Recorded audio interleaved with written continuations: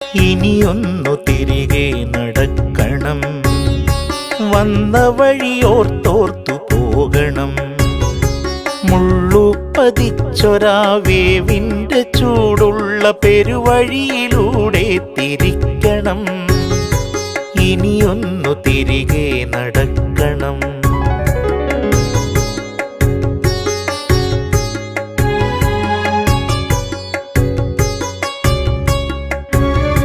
കണ്ടതെല്ലാം ഒന്ന് കാണണം, കണ്ടതിൻ വാസ്തവം എന്തെന്നറിയണം.